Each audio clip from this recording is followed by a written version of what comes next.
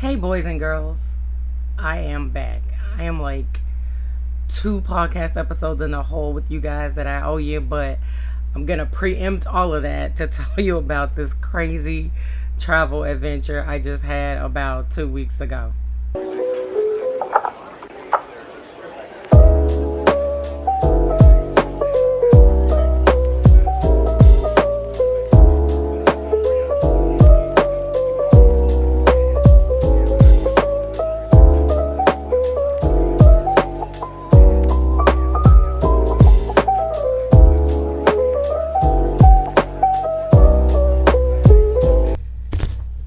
All right, guys, so this is how serious this one is to me. And pardon my smoke detector. I know it's been going off for a while and I still haven't changed the battery, but whatever. So this is very serious to me, guys. Y'all know I always write out my scripts and stuff. I ain't even wrote out my script because it's just in the brain. It was so crazy. I was about to tell y'all the whole thing and didn't even give you a mantra. So here's the mantra. Well, no, let me tell it this way. So what ended up happening was I'd gone to Lake Havasu, Arizona for my brother's birthday. If you are familiar with where Lake Havasu, Arizona is, you know you got to fly into Vegas and drive to Lake Havasu. So we were headed back. Uh, Mom and I were headed back to Houston.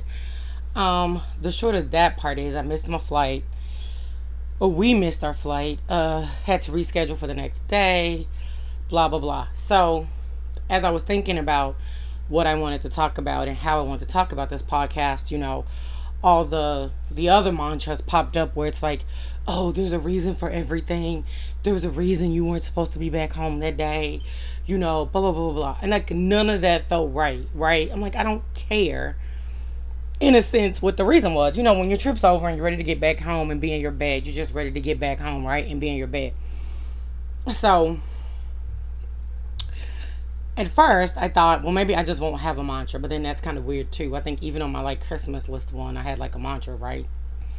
So ended up just kind of thinking about it for a couple of days, and then I came up with not came up with like it was my own mantra, but like I found a mantra that resonated with me and it felt right for the episode. And it is it's not what happened, it's how you respond to it, right? Now, I'm not saying that every situation that happens to you requires a calm response. There's some things where you're supposed to raise hell. You're supposed to get a little crazy. It's supposed to hit you in such a way that it creates like a visceral reaction to you. But then there are other times where you're like, you know what? There isn't anything I can do about it. When I got off the shuttle at the airport, I looked at my watch and it was like super duper close to boarding time. I mean, when they were going to close the gate, and I was like, we're probably going to miss this flight and I need to prepare my behavior for that. And sure enough, when I got up there and scanned my boarding pass, it was like, yeah, no. So, yeah. So, but that's the way back. So anyway, let's breathe in the mantra, guys. It's not what happened. It's how you respond to it. And an appropriate response, I should probably add. Like, your response should be appropriate for the situation. Like I said, every situation, there are some situations where you shouldn't be calm. If somebody's like trying to come up to you and carjack you or bother your person in some kind of harmful way, you shouldn't just be chill about that, right? So I'm not saying that. I'm just saying to ensure that you have the appropriate response for the situation that occurred, right? So again, let's take it in. It's not what happened, it's how you respond to it. And the reason why I picked it, because it actually reminds me of another mantra that's kind of my favorite. And it's not what they call you, it's what you answer to, right? I always say, just get my name right on a check, baby. Boom. All right, guys, so let's talk about this wacky trip. And let me preface all of that by saying the time I spent with my brother and my little niece was perfect. None of that was crazy. It was the literal getting there and the leaving there that was really very crazy, right? Anytime I can see my baby girl, I'm always happy, and she was happy to see her auntie, and so that was great. Um, so let's start from the beginning, right? Because even as I thought about it, I should have known something was going to be awry just from the beginning. So my mother's not a traveler, right? Let me preface that by saying that. And so she doesn't understand oftentimes, like, it kind of seems like I'm being crazy when I'm like, look, we need to plan this trip. We need to do X, Y, and Z thing. We need to do this because we got like 2 weeks. We got a week. We got this. We got that.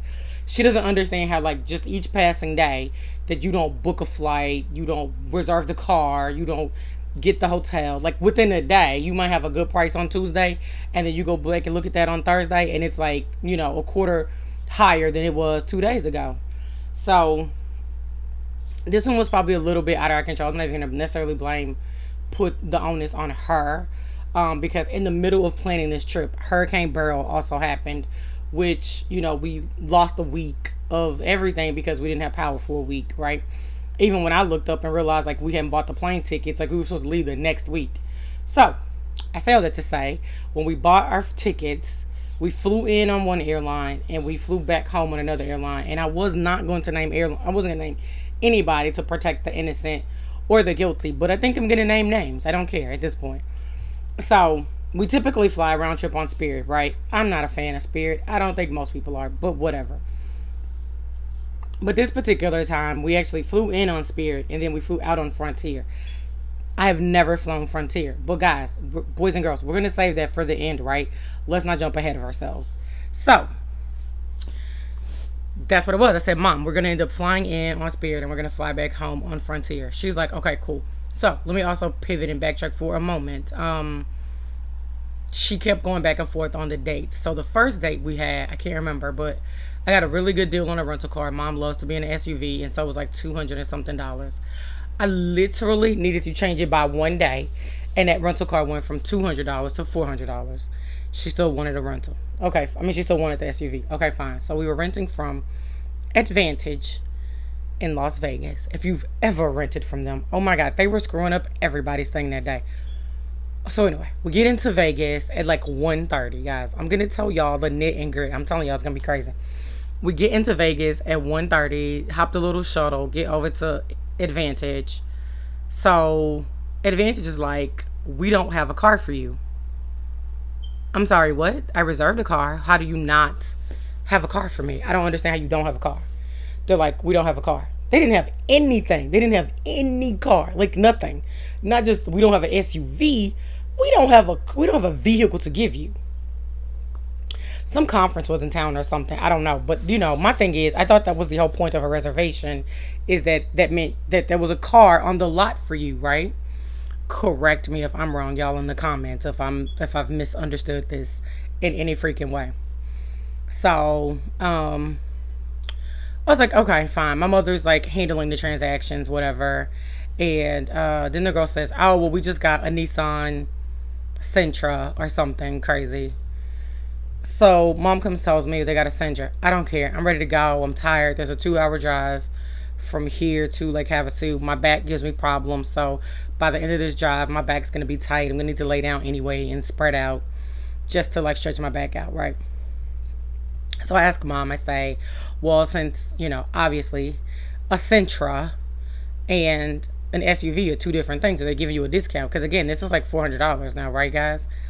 So the girl's like, no, you don't get a discount because your reservation just means that you're reserving a vehicle. And it wasn't one of those weird specials where it's like reserve and we pick the car. She was like, it just means you are reserving a car. Now listen, guys, I am old enough to know. I've been renting cars forever and a day. I'm old enough to know. So if it means nothing, why do you ask me what class of car do I want? If it doesn't equate that I get a certain class. So at this point, I'm livid. I'm kind of pissed because she's playing in my face, right? So then the girl says to us, well, that's the rule, and if you don't like it, you could just reserve somewhere else. Pardon my language. I know I try to keep it clean. The hell you say? So at this point, I hadn't quite canceled the reservation. I hadn't started looking anywhere. But so I called Advantage because I'm like, this has to be the craziest thing that I've ever heard in my whole entire life, right? I called Advantage, and the person who answered the phone was apparently touched in the head as well, because they were like, so they said, well, the reservation guarantees you that vehicle or similar, right? And I'm like, are you trying to tell me that a Nissan Sentra is equivalent to an SUV? And do you know what that foolish person said? That foolish person said yes. I said, okay, fine. Cancel my reservation. I'll go find somewhere else. Because I'm like, guys, I drive a Jeep. My mother has a Toyota Corolla. Those are not the same. They're not the same in any way, shape, form, or capacity. Don't play in my face. First of all, you guys are being stupid because you're going to tell me that I have a reservation and then you don't have a car and then you can't offer me any kind of concessions or anything. All right. So I booked a car. I didn't turn my phone off. I booked a car at another rental place, and the car service there wasn't bad. I mean, it's Fox Rental. I love them. Their only problem was that they didn't take a debit card, and that's all we kind of had to travel with at the moment. So then we rented with Ace. Well, as mom was in line, I was like, well, go see, because Expedia had already did the prepay for it. So let's see if it'll be a little different since Expedia already took the money. Oh God. So anyway, I call Ace and I'm like, listen, do y'all take a debit card? Like, let's do this first, right? Let's get this up. They're like, yeah, as long as back in the day. Now, if you guys are my age, y'all know that back in the day when you flew and you rented a car, as long as you had proof that you were leaving, like your return flight confirmation, all that nonsense, they let you rent on a debit card. So I didn't realize people really still weren't letting you rent on debit cards anymore. And matter of fact, the place Fox, we had rented there before, and I used my debit card, and it wasn't a problem. So I think from what the lady was telling me at Ace, it was a new policy change they probably had within the last 3 months. So anyway, we get on over to Ace, and thankfully Ace is in the same parking lot with Fox Rental. So we just had to walk a 5-minute walk around the corner in the Arizona heat. Got the rental car. By the time we sit our behinds in the rental car, it is 5:30, guys. I kid you not. So anyway, make the drive to Lake Havasu. Like I said, all was well in Lake Havasu. All right, so everything's well. Okay. We see the baby, celebrate my brother's birthday, all that kind of stuff. So we're headed back. Really don't even know what happened. We go see the baby. On our way out, we always stop and see her. We're like, we're coming back for your birthday. She's like, yay, my birthday, blah, blah, blah, blah. We made a couple stops that we normally kind of don't make, right?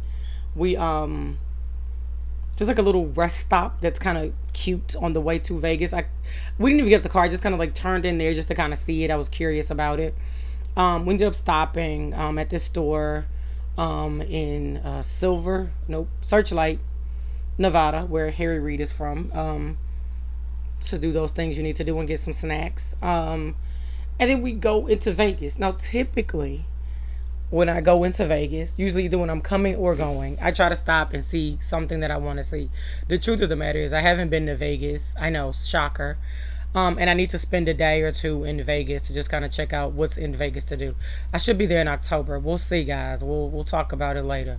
I don't want to say it just yet, but I think I'll be there in October. I'll spend a few days there. So we get to Vegas, and I'm like, I want to see the Sphere. Now, I wanted to do this the day we got there because we got there so early. But by the time we got at the car, like I said, it was 5:30.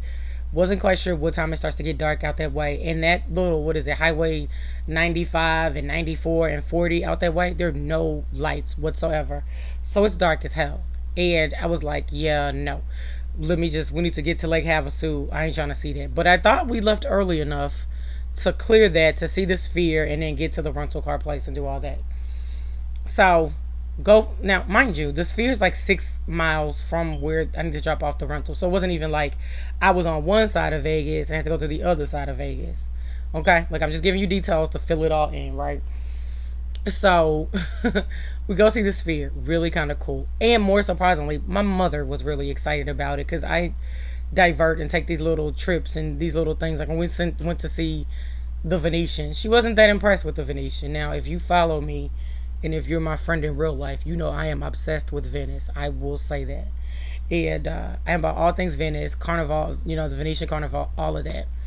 And when we went, she was just kind of like, Now I'm like, look, ma'am, I've seen the real thing. This is pretty dope. She's not, like I said, she's not a traveler. So I'm not trying to shade her in that sense. But you're probably not going to ever see the real Venice. Like, this is probably as close as you're going to get to Venice like. And it was amazing. Like, the guy, If you know the history of the Venetian, the dude who built it, like, went there on his honeymoon and fell in love with it, and like it was like a tribute to Venice. It is spectacular.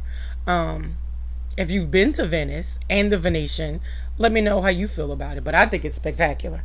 So anyway, so we go swing by the Sphere. Mom's like, "Oh, that's actually kind of cool," and I was like, "What? You think it's actually really cool?"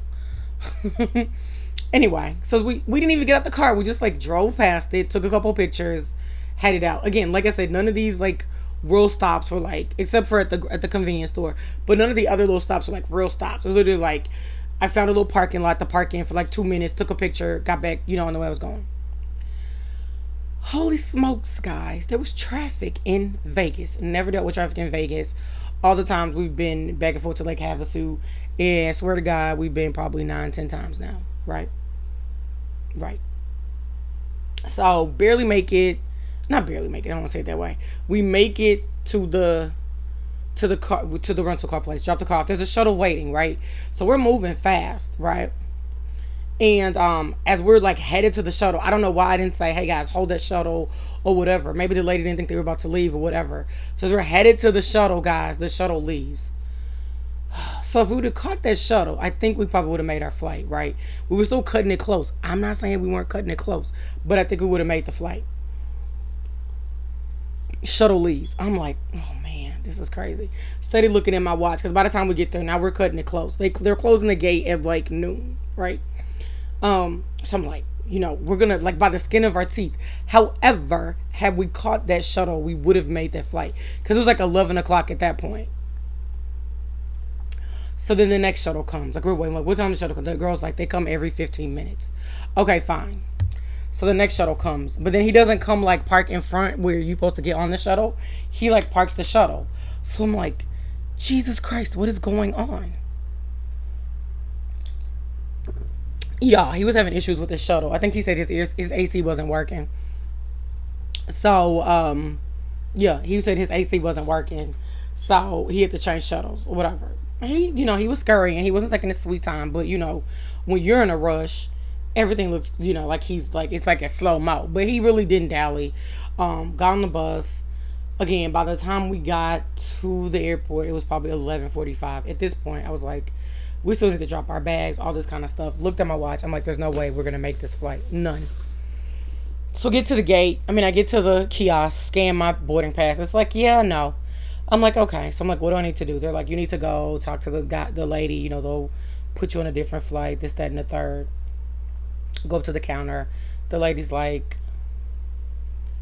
first she tells me, she was really weird. I don't know if she was new or not. But then she says, well, the next flight that you can catch to go to Houston will be at like 11 o'clock tonight. It's going to lay over in Chicago for like a couple hours.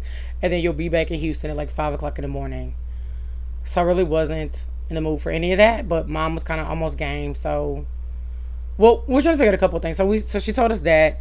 Then I tried to get customer service, guys. This was on Frontier. Let me tell you, Frontier is going to get cursed out so bad. And I want my money back. I don't even want to fly on Frontier. Again, Koala's birthday is at the end of the month, and I told mom, like, at first I was like, okay, we'll just use the credit with Frontier, and then we'll fly, whatever, Spirit back home. And I was like, you know what? I don't even want to deal with Frontier at all. We'll just round trip it like we always do, and I'm gonna figure out how to get our money back, like, period. So I try to call Frontier's customer service, and I'm in like a loop. They're like, put in your Frontier number, put in your confirmation number, and I can't get a human being on the phone. Even when I select the option to chat with somebody, and I hate doing chats, but even when I select the option to chat with somebody, it's still a robot. I'm like, human agent, and it's still like just giving me like, you can tell it's like a robot. So I told mom, well, like, mom, we need to figure it out, right? Like, we need to do something. So then we go back. The girl's like, oh, and that flight's going to be like $1,100. I'm like, wait, why didn't you say that like when we were first up here? I don't know. Maybe at some point she could have just transferred our credit over or something. I don't know. She just seemed really new. So I was like, so it already been, since I knew we were probably going to be staying the night, I already started looking up kind of hotels. Like if they had an inexpensive hotel, maybe we stay in Vegas for 2 days and then we could get out and just use our credit. No. She was like, all the hotels, all the tickets were going to be like whatever it's going to be. She was like, so you'll probably be better to just book a whole new flight and then you'll just have a credit. So ended up rebooking a flight. We were leaving the next day at like 11, and we would get into Houston at like 5, I think. 5 or 6, I can't remember. We had I think a 2 hour layover in Denver. So anyway, so mom ends up paying for that, and I'm looking for like a hotel, which we stayed at. I think it was called Sands 7 or Silver Sands 7, something like that. It's a hotel and casino, and it's right off the strip. Ironically, it was like a 3/4 of a mile from the Sphere. I'll tell you that story in a minute. Um, but it was really nice. It was like $60 a night. Like it wasn't like a Roach motel. It wasn't anything crazy. It was actually a really really nice hotel. Really very comfortable. I haven't posted. I'll probably go back and post that picture of the hotel room on cubicle underscore dweller because I didn't post that. But it was really very nice.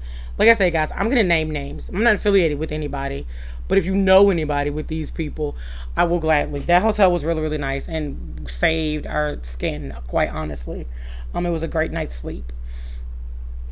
So anyway, they have a shuttle. I'm like, gotta get somebody on the shuttle. So it was great. The guy, when I called the shuttle, he was actually coming to drop somebody off. So we didn't even have to wait that long for the shuttle. So mom gets the tickets.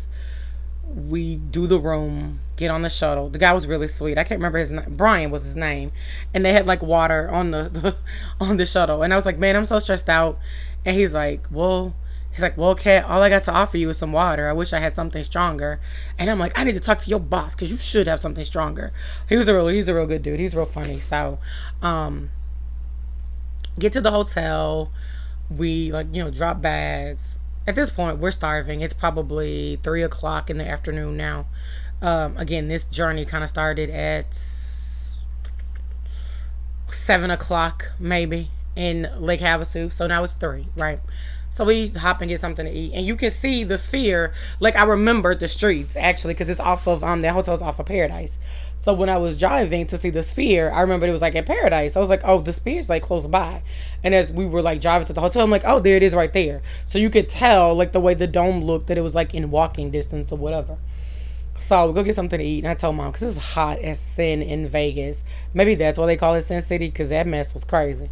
Well, no, I know why they call it Sin City, but it was hot as sin. So they can add that one too. I just gave you that one for free. Visit Las Vegas.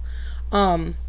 Anyway, so as we just someplace, it was across the street. We just walked to grab something to eat, and then we hitched on back. And I said, yeah, when the sun goes down, I think I'm gonna walk over there. Mom was like, really? And I was like, yeah, it's like half a mile. Like you can see it right there. You can see it's close, right? So at first she was like she wasn't gonna go. So we get back to the room. She's tired. She's taking a nap. Now let me pause and say this, guys.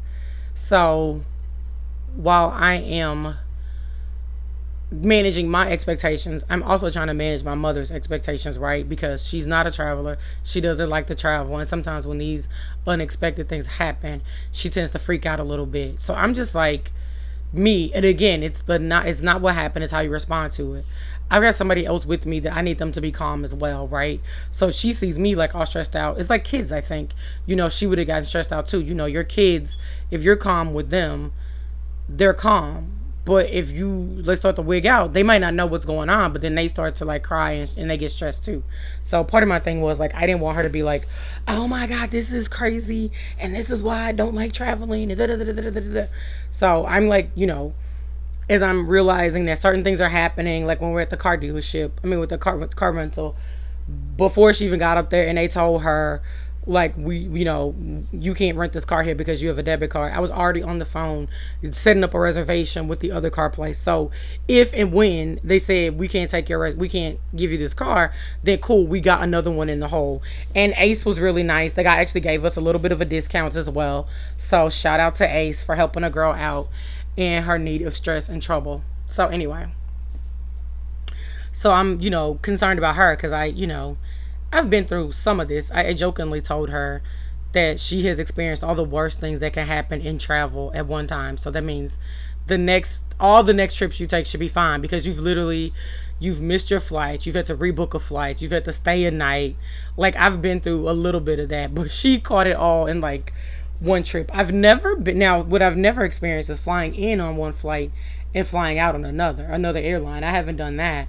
And I've never had anybody try to play in my face about a rental car. So she got some new experience in there. But again, she got like all the worst in one fell swoop. And she should be fine the next several trips, right? Or the next trips for the rest of her life. Let's just put it out there like that. Like, not even the next several trips. Like, people usually experience that, like, kind of all spread out. You don't experience like 12 bad things in a row, right? So anyway, we get back to the hotel. She's tired. She takes a nap.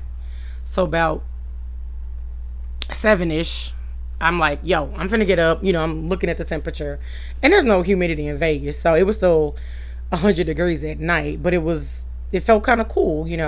In Houston at night, it's still humid. It could be 90 degrees and it still feels like it's 1,000. So anyway, I'm like, well, I'm finna go walk to the Sphere. And she's like, okay, I'll go with you.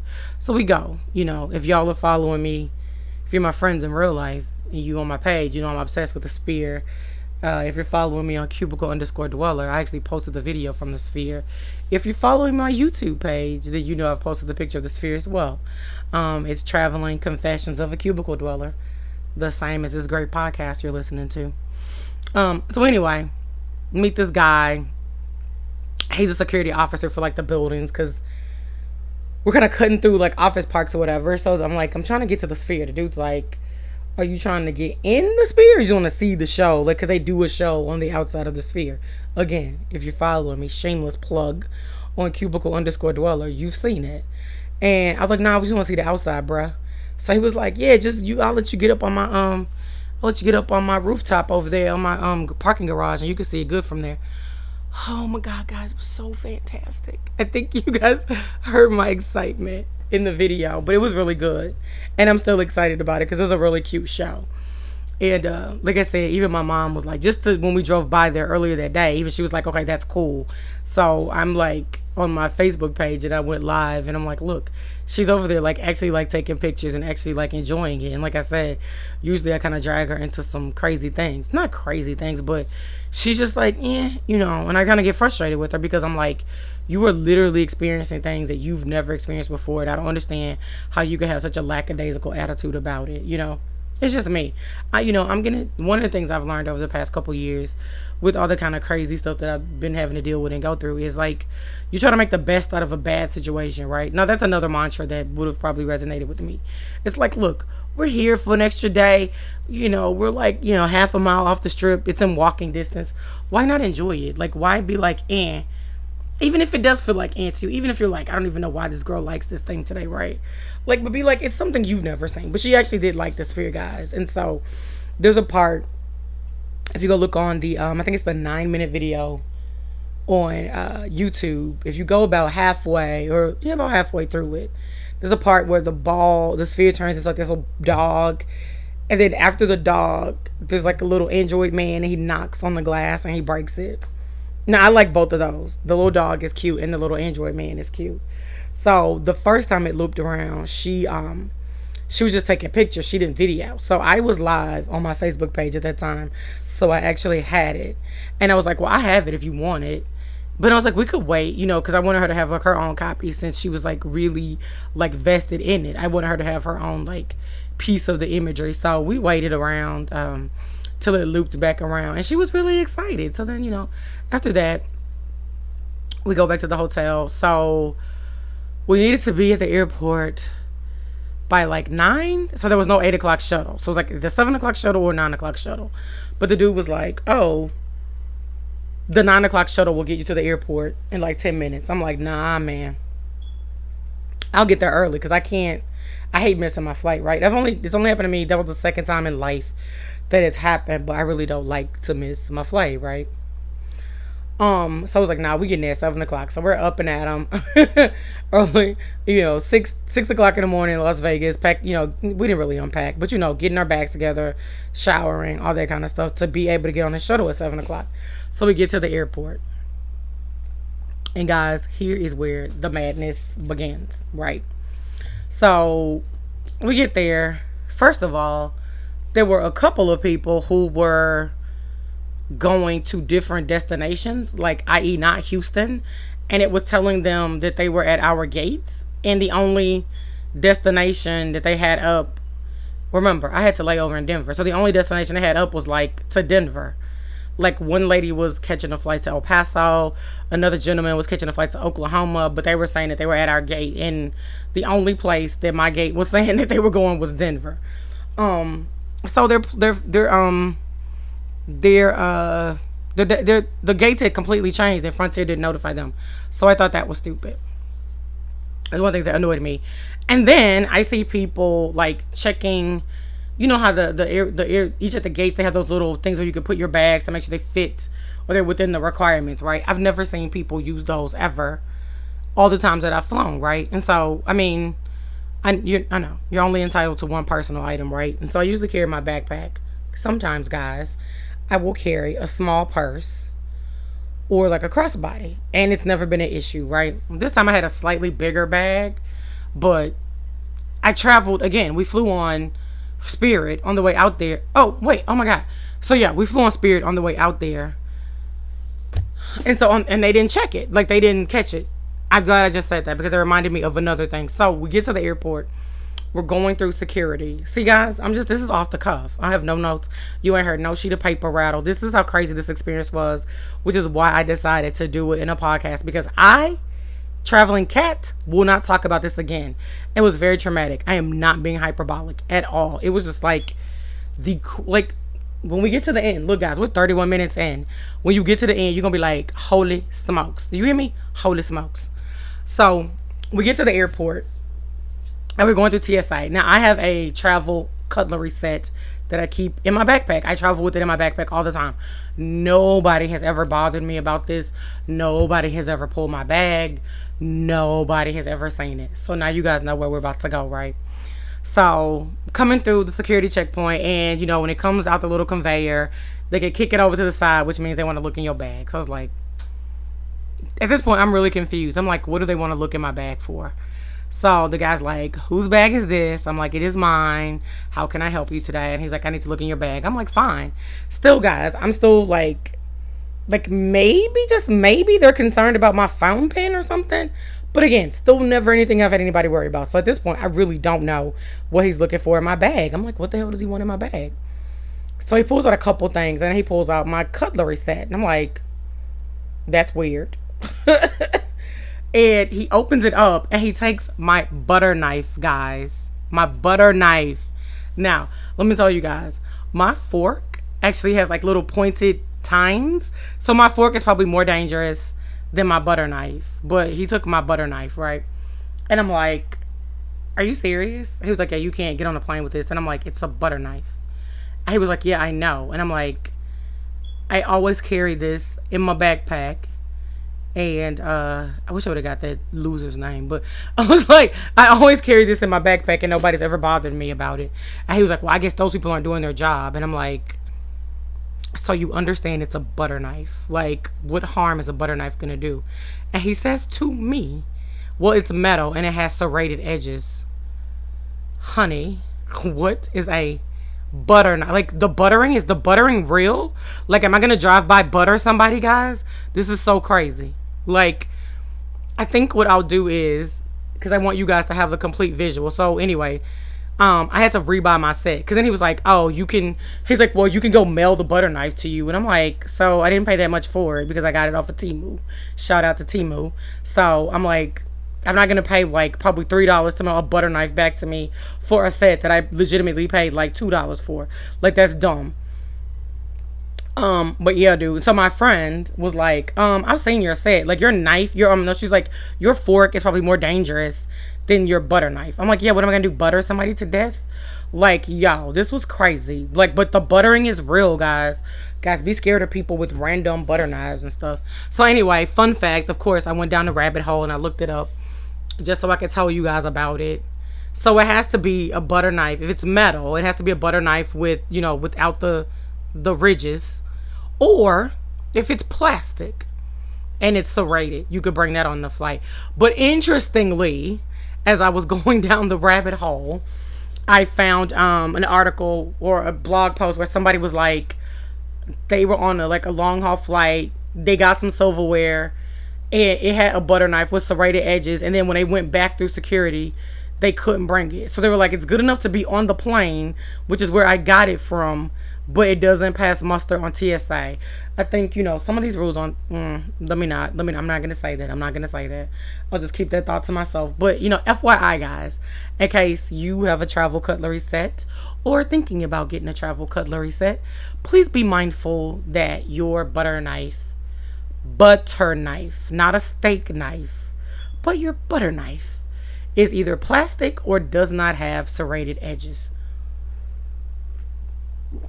All right, so let's get back to brass tacks. So I'm sitting at the gate and I'm watching people put their luggage in or put their little bags in a little thing. And I'm like, what the hell is this? I've never seen this before. So the lady who's supposed to go to El Paso was like, yeah, they do that. Like, she's like, oh, you got 2 bags. They gonna make you pay for another bag. And I was like, I ain't paying for nothing. Not a thing. So there was a family that we met the day before that also missed their flight to Houston, and they were on the same flight with us back. So just remember that piece of the story. So we start boarding call. I get up there. The lady sees me with my backpack and my other little bag, and she's like, well, they both need to fit in the little thing. So of course they don't both fit in the little thing, right? My backpack does, but the other bag doesn't. So I'm like, what am I supposed to do? She's like, oh, you could pay $99 to like I'm not first of all, Spirit, if there was another way I could have gotten home, I wouldn't even play with you guys, right? And all of that Malay, we even looked on Spirit and they didn't have anything like at a decent price coming back home. So Frontier was the best option that I had, but I'm not gonna pay you 99 nothing. So I told the lady, I said, well, my friend and her family are over there. I think one of her boys doesn't have a bag. Can I give it to them? Are you guys on the same reservation? Because you're supposed to be on the same reservation. Now, why would we be on the same reservation? Even if she was like my legit for real friend, she would have her reservation with her family and I would have mine. So at that point, I didn't even realize the lady was still talking to me. I just walked away. It cracked my mother up because she was like, she told a friend, she was like, the girl just started walking away while the lady was talking to her because I said what she said was nonsense. She was talking stupid. So went over there. We struck up a friendship, the conversation at least with the people the day before. And so I was like, listen, they over here tripping. They trying to make me pay for this stupid bag. Like, one of your sons ain't got a bag, can he pack my bag on? They're like, yeah, no problem. So, I know, guys, don't judge me. I wasn't trying to pay $99. I know the airport says don't give your bag to strangers, all that kind of stuff. Like, look, I ain't in the mood for all of that. Just be my friend today, okay? And roll with this damn story. So they ended up helping me out, whatever. I get on the plane. The guy, I tell them where I'm sitting. They put the bag overhead for me. Boom. So we get into Denver. So I'm going to pause my get into Denver story for a second. So one of my really good friends, I'm not going to name him because he probably wants to be anonymous, but it's the guy I told you guys about that he'll probably be showing up. We're going to do some podcasts together. We're definitely going to do some traveling together. And he's my friend, guys. Nothing like romantic. Not that he would be a bad guy to get romantic about, but he and I are not in that way. Anyway, he works for an airline and he's based out of Denver. So we were talking the night before and I was like, wait, are you going to be at work tomorrow? And he's like, yeah, I'm going to be at work tomorrow. He was like, yeah, let me know what time like you roll through. And he was like, I'll meet you and your mom at the gate. And so it's funny because mom didn't know. Mom knows him, but mom didn't, I don't think she remembered that he worked at the airport or whatever. And I almost let it slip that morning because I couldn't find where I put my boarding passes because the lady printed our boarding pass for us. And I almost told her, I said, well, I had him last night when I was talking to so-and-so, but I caught myself. I'm just like, well, I had it last night. Like, I remember not to say his name or whatever. So anyway, board the plane, get into Denver, text in my boy, and he comes to meet us. Now, again, if you're my friend, you see him on my Facebook page. I don't think I posted it. I'll have to ask him if he's okay with it being on my, Instagram. And if he says yes, I'll post it. But it was a really nice surprise. And it was really good to see a familiar face. And I actually posted on my Facebook page, like, I didn't know I needed to miss my Vegas flight, have a layover in Denver to see this guy. Because the last time he came to Houston, I was a little busy. We usually try to, like, grab lunch or coffee together. And I was just a little busy. And I couldn't make it happen. So it was definitely good to see his face. Mom definitely enjoyed it. Because he's so sweet to my mother. He's just a sweet guy in general, guys. But he was so, he always asked about my mom. He's so kind to her. And so when she saw him, she was like, wait a minute, is that your friend? I'm like, yeah, he works at the airport, remember? So it was all kind of funny. So then, y'all, time to head home. So I go through the same rigmarole with the little family because I don't want no trouble. Pay the little boy some money. And I'm saying little boy, not a disrespectful way. I'm 45 years old. He could probably be my son easily. So I mean, little boy in that sense. He almost didn't take it. And I said, you better take this money. You just saved me $99, right? I didn't give him $99, but at the same time, I appreciate what he did for me because he could have easily said no. So anyway, so met two young ladies who were headed back to Houston from Mexico, and they were also talking about how this was their first experience on Frontier and how sucky they are. And how they will never fly Frontier again. And that was like everybody's sentiment that I kind of met that day who was their first time on Frontier. They were like, man, F Frontier. I'll never fly them again. Oh my God, guys, this is 40 minutes long. I hope it's been enjoyable though. So I'm like, thank God we're almost home. We'll be home in another couple hours, like bet. So something happened. So we board the plane. They start to back away from the gate, and then something happens. The pilot's like, we got to go back to the gate. But they're not saying anything. So their communication skills are terrible at this point, right? So the dude then comes on and says, like, we need maintenance and something, whatever. So mom's like, she, presses the flight attendant button, and she's like, what's going on, whatever. And the lady's like, there's some issue with the plane. We got to get maintenance involved, and then they'll let us know if we can fly out. And I'm like, oh God. So again, still worried about mom because she's going to be like, well, something wrong with the plane. We don't need to be on this joker. But, of course, the maintenance has to do all the clearance and things. So they, knock on wood. That's my wooden desk. Hopefully you got some people that would be, that the procedures or whatever, and that you wouldn't fly if the aircraft is really compromised in that way that it's not suitable for flight. Right. So again, mom had everything. Mom has had every kind of experience you can have. So we're on the tarmac for like an hour-ish, right? So of course that pushes the time back. We're supposed to get home. So we're on the tarmac for like an hour. They still ain't saying nothing. It's hot as hell. They ain't offered no water. They ain't done nothing, right? Finally, the pilot comes on and says, we've been cleared to go. This is great. So, as we're in the air, see, guys, I'm exhausted just talking about it. I'm getting stressed out all over again. I'm just so exasperated. So, I hope in the next, 20 minutes, I'm done with this conversation and done talking about it. It can live in prosperity on, hell, social media or wherever in podcast land, but I just do not ever want to have a conversation about it again, which is why I probably haven't even reached out to Frontier yet, because I just don't have the bandwidth to deal with them right now. But I do know, mom said she was talking to her hairdresser the other day, and she had a similar kind of experience with Frontier, and she told them she was never flying on them again. They gave her money back. So I'm hoping I can yell at them a little bit and tell them I'm never flying on them again too, and get my money back, because I know how they hate to refund you your money. They want to give you a stupid credit so you can fly on them again, but I promise you I'll let that credit burn in hell before I use it.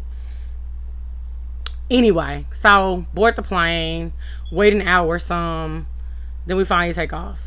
So then they bring beverage cart around. Now, mind you, I've been sitting there throat parched since the time we boarded the plane. They're like, can we offer you a beverage to purchase? No, you can give me a free water, because I thought with those little the passenger rules, if you want a tarmac for a certain period of time, they had to give you something. They offer you some water or something. Guys, help me out in the comments and tell me if that's true or not. Now, I haven't went on that deep dive yet, but I will, if necessary, because that mess was just really crazy. So, okay. So, oh God, finally, we get to Houston. Everybody starts clapping, because their day has probably been as long as my day. At this point, it's a 16, it's about to be a 16-hour travel day, right? So we get into Houston at 9 o'clock. Okay, I text my friend in Denver. I'm like, yo, finally landed. We're in Houston. Update my Facebook status. I'm like, landed, bet. Y'all. So tired. I'm so tired. Plane lands at 9. Why did we deplane at 9? I'm sorry. Why did we deplane at 10:25? What? So we're all sitting on the plane, annoyed. The pilot keeps saying, thank you for your patience. No, sir. It's not about being patient. Because what are we supposed to do? Bum rush the door? And then we're going to get arrested when we get off? It's that's the wrong thing. His sentence should have been, I apologize for the inconvenience. We have no choice but to be patient. I'm not trying to meet the marshals when I get off the plane. That's kind of dumb. So I'm like, we ain't got no choice. Even the little young dude that was sitting in the seat, that was sitting by the window, said the same thing. Like, what are you supposed to do? Bomb rush the door? Like, yeah. Like, we ain't going to jail. Not for Frontier. And then you know what happened, guys? Tell you when it was. So then, like 2 days later, there was a report, a news story that came out that a Frontier pilot got arrested for being drunk or something. They're child. They hold. Here's what I told the lady, that the ladies that we met in Denver that were headed back to Houston. I was like, you know what these Frontier people act like? Guys, have you ever worked with people who hate their job? Either you work with them or you know some people hate their job. They act just like those people. Like, I just had to show up today and why are you bothering me and this, that, and the third. That is exactly their damn attitude. It's like they hate their job. All right, so let me go back, because I'm getting sidetracked and I got 15 minutes. I really want to wrap this up in an hour.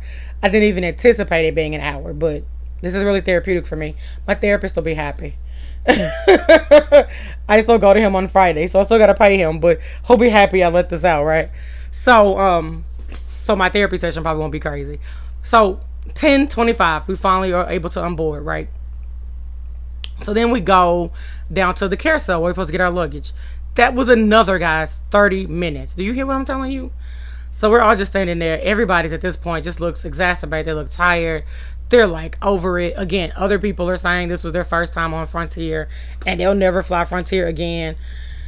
And that's terrible. Like, Frontier should be sad. They need to have and I don't know if airlines do this or whatever, or the FAA, but they should have some kind of advisory board that actually consists of real life passengers, like regular folks, not folks who can just afford the first class stuff, because that's a different class of people, right? But your regular folks who use their little hard-earned working money to go on trips and stuff and then get treated like crap. Like, they should have that. Like, have some people from, like, just the regular, or do some kind of town halls where they actually talk to regular people and they know how terrible it is. Because if I were Frontier's people, I would be really pissed that people who have people who are flying on our planes for the very first times are having horrible experiences. And they're like, I swear to God, I will never fly on your plane again. Like, that would be really disheartening for me to hear. Like, if I, if I was a CEO or, CFO or somebody in the C-suites at Frontier. Like, that's crazy. That's not what you want. So anyway, child. So we finally get our bags, right?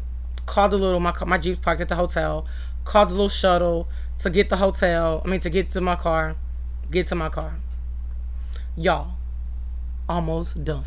So it's like, and at this point it's like 11 o'clock at night. We're supposed to get back to Houston, I think, at like 8 o'clock. So now we're just like completely off kilter with everything. I'm tired, I'm exhausted, kind of hungry. Mom and I are trying to figure out where we're gonna stop and eat. So get in the car, starting to head home. I kid you guys not, I told you, my issues with my back. My back is tightening up. I'm trying to drive home. My back's hurting. I'm kind of weaving in the streets a little bit. Next thing you know, guys, the red and blues hit your girls up. Woo, woo. Dude. I didn't told y'all. I'm trying to manage my expectations. I'm trying to manage my emotions. At this point, I'm just like, whatever. I get a ticket. I don't get a ticket. I don't get a ticket. At this point, I don't care. I just want to get something to eat and I want to go home. Right? Fine little Hispanic officer child walks up to the car, knocks on my window. He tells me, he pulls me over because I had an inspection sticker. My inspection sticker was expired, but it's pitch black. I know he didn't see that. He pulled me over because I was weaving in the streets, which is fine. He probably didn't see my inspection sticker until he pulled me over. It's like, oh yeah, I'm gonna say her inspection sticker is expired, which is fine. It doesn't matter. Again, it is expired. If he gave me a ticket, he gave me a ticket. If he didn't, he didn't. I said if he would have gave me a ticket, so you know I didn't get a ticket. So anyway, he pulls me over. He's like, I need your license. I'm like, my wallet's under my seat. I gotta reach under my seat to get my wallet. I was gonna open the door. I didn't want him to think like I had a gun or whatever. Because anytime I interact with the cops, my goal is to get home. I always want to get home. So he was like, all right. He stepped back. I pulled out my, I got my wallet, pulled out my license. He goes back. So there's, I don't know if you guys know, you have an SUV. If there's two officers, they both will get out the car. Then the other one will walk around to like make sure there's nothing, like whatever. So the other officer actually scared Mom because she was like, oh, I didn't even see you over there. That's like, yeah, they do that all the time. I don't know why. But I was like, even when I was in the car by myself and I got pulled over, the dude like went on the other side. It was so random and it was so weird. So anyway, oh my god. So yeah, so he goes back to his car. He goes back to the patrol car, both of them. And the other one walks up to my car and he's like, a few minutes later, he walks up to my car and he says, "What's the last four of your social?" And I'm like, I tell him, but I'm like, that's an odd question. I've never had anybody ask me what the last four of my social is. And he's like, well, we need to make sure we're looking at the right person. So I was like, I don't know who that other cat is, but God bless her. So anyway, the other one comes back to my car and he's like, he gives me a license. He's like, no, the first guy asked me when he pulled me over, something about my driving and my weaving or something. And I'm like, man, I'm just tired. I'm just really tired. I had a 16-hour travel day. And I was like, as you can see on my license, I live like a half a mile from where we are. I'll be home in a few minutes. So the other guy comes back. He gives me a license. Like, we can let you go to warning, ma'am. Just, get home, get some sleep. We understand. He's like, so you got nervous when I said, no, I ain't even see y'all. I said, I had an accident. My back tightens up. I said, I've been traveling for 16 hours. I just been sitting up and my back's been bothering me for like 16 hours. I said, I've been traveling for 16 hours. My back is tight. I just need to get home. So the guy's like, all right, ma'am, get home. We understand. Just be safe. I'm like, y'all too, And so that's how it ended, my guys. This is 51 minutes. So yeah, guys, that's how it ended. I will never fly on Frontier. Shouts out to Ace for helping us out. Actually, we're going back to Lake Havasu probably in 2 weeks. And we are renting with Ace. We are doing round trip on Spirit. Oh, I did have an issue on Spirit. They were being mean to this little cat lady who had her cat, and I complained about it, so they gave me a credit on Spirit. So I need to use that on my next flight. But that was the only no, it wasn't even they were being mean to the cat lady. It was being rude to me. And so he was so rude that one of the other flight attendants had to tell him like, nah, she good. And then he like calmed down, but he was really rude. I wish I would have got his name. He was a jerk though.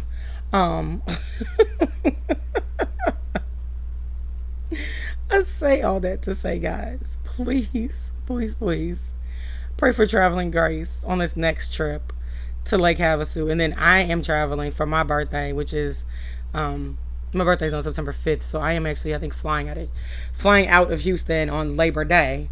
So pray that all my travels are also uneventful as well. That the time that I spend in the cities is great, but just the logistics of it all is okay. So that is my story, guys. It was. Let me know in the comments. Have you ever experienced something so crazy? So crazy. I'm like, man, listen, they almost put me off travel. It was so crazy. One of my friends, actually my friend in Denver was like, come on, Kat, we living for this. This is what we wanted. I'm like, nah, I didn't want that, bruh. I don't want that. Like, I live for the travels. I love all that experience, but I don't need this other stuff that's a complete headache. But so that's the story, my guys, my boys and girls, ladies and gents, my friends on Facebook. Here's the story. I know y'all were getting snippets of it along the way, but here's the actual factual story in all of its glory at 53 minutes. For my friends on Facebook, you guys can tell me what you think of it. You always will. For everyone else who is you can comment in the show notes, in the show comments. You can comment on cubicle_dweller. Tell me what you think, guys. I'm gonna look through my phone and see if I still have my picture of the hotel room, and to take a picture of my cutlery set so I can post it on cubicle_dweller and show you the knife that he was apparently concerned about versus the fork that could probably actually take your heart out if I wanted to. But anyway, guys, I'm gonna wrap this up. I still owe you guys 2 podcasts. I'm still working on my cricket one because I really want to tell you guys about cricket and the opportunity that I might have to promote the cricket fields in Prairie View, Texas, as well as I can't remember what the other mantra is about, just kind of being your authentic self, so that people will like you for just being you. There's a whole story about that, and just involved like going to my former band director's funeral, and running into some people, and some of the things that they said about me at 45 that they thought about me at 15, which I was really intrigued to know that they even had these kind of thoughts about me, and they were good thoughts. Of course, I wouldn't tell you the bad stuff, right? I might, but it was just really shocking, and just how even people you don't know and what they think about you and stuff like that, guys. So I am going to wrap this up because I still got to put my outro music in, and that's not going to take us to an hour, but it's going to be pretty darn close. As always, my friends, I appreciate you for sticking around. I hope that this was very entertaining for you. And that it captivated you, and that that you made it to the end. If you made it to the end, put in the comments Venice, so I know you made it to the end. And I appreciate each and every one of you. I appreciate the subscribers. I didn't say this at the beginning, but the link tree, share with your friends and your enemies, because hell, they need these laughs too, right? Get you some merch, all of that good stuff. And until next time, boys and girls, happy, safe, and God blessed, uneventful travels. I will talk to you later. Bye.